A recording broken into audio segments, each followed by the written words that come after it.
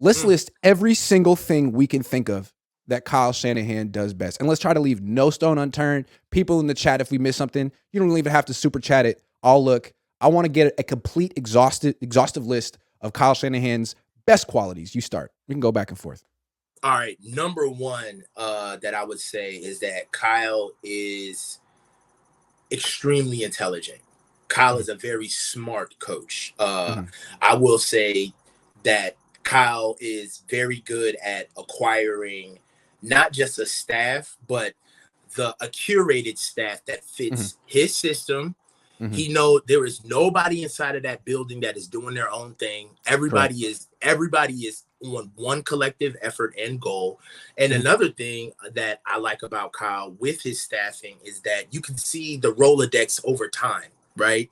So a lot of people in Kyle's enclave are former players, former coaches that he either coached with or coached against. So a lot of the players that we ingest are people that we've played against, people that we've gone around. And what that says to me, being a head coach, is that says that Kyle is very conscientious. He's always paying attention to his environment around him and what's being done in the competitive nature. So I will. You want me to lobby it back to you, or yeah, you said it back to me. One thing I like, you mentioned is the intelligence. I think one thing you see with Kyle is like, once he has a feel for the identity of his offense that year, and it does take him maybe a month and a half, 2 months. Once he has a feel for that, and maybe he has a feel for what other teams in the league are trying to do on defense, his game plans, it blossoms. Oh my God. It does. His game plans are phenomenal, and it's not to be fair. It's not just on offense, man. His defensive game plans, from D'Amico to Saleh, I'm thinking, I don't know about Wilkes yet, but from D'Amico to Saleh, those game plans were just as good, if not better. So the Niners can beat you physically. He puts together this physical team, but they also like outthink you. It's like the best of both worlds: a physical team, but also a smart team.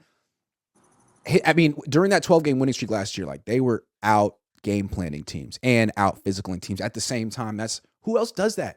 That's really impressive. I mean, if you think about it, we got Matt Rule fired.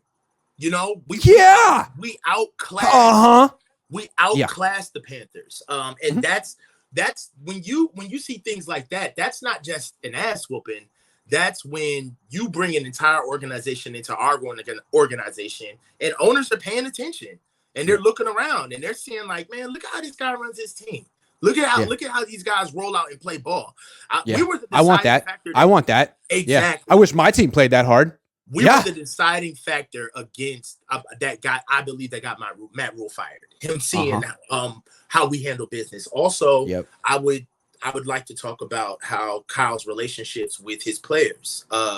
Kyle really gets together a strong leadership council on his teams. Right. He's not the leader. They're the leader. They are. Yeah. Right. You I lead. like to say the 49ers do not have team captains. We have a board of directors. So, Kyle's the CEO. So, right with that, I really think that there's a lot of pros to a strategy that way. A lot of buy-in, a lot of hearts and minds. You get a lot. You bring in a lot of, which is like 80% of coaching, right? Or like 90% of coaching. You can't do anything if they don't buy in. Yeah, exactly. Anything. One of the things that Kyle brought, something that I know that Kyle brought up when he brings up a lot when he first came to the 49ers, is that he was very, very hard up on trying to change the culture here. He wanted to be able to get the players to practice a certain way, to be able to work out in the offseason a certain way, knowing that being in the NFL isn't good enough. You have to be a pro in the NFL. That's one thing.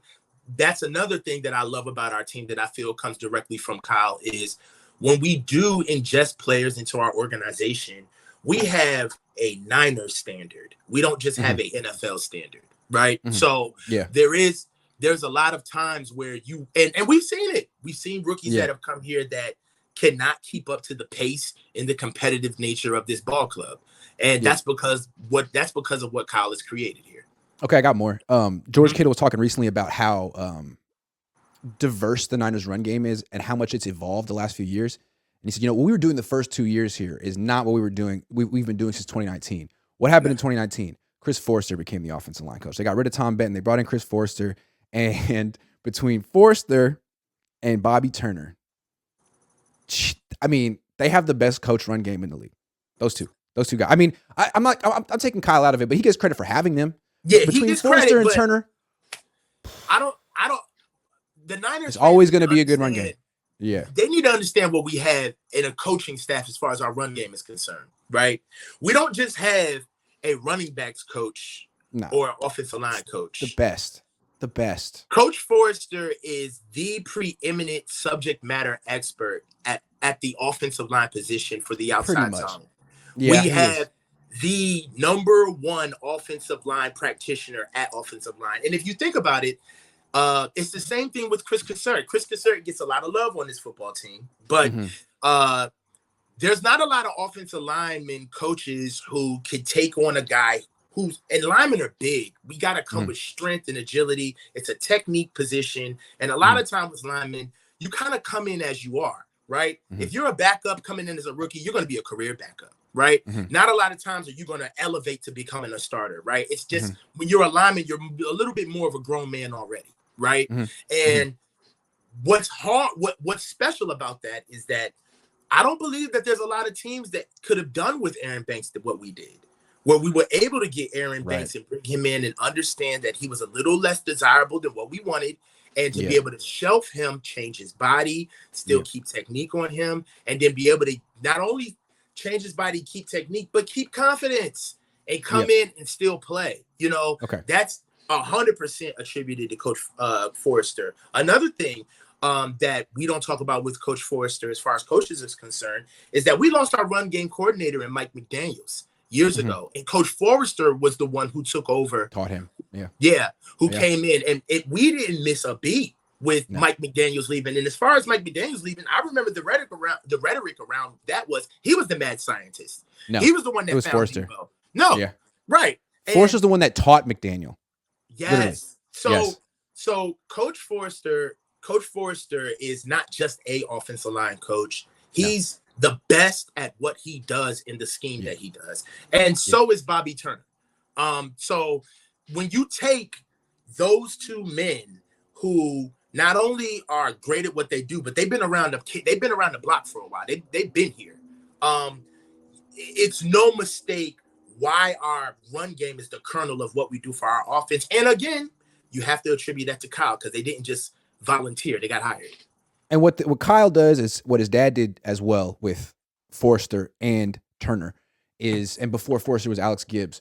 What the Shanahans do is they take that great run game and then they pair it with the play action game that looks just like the runs. And they're really good at that. So when people say, the Niners get guys wide open, that's what they're talking about. It's these play action passes.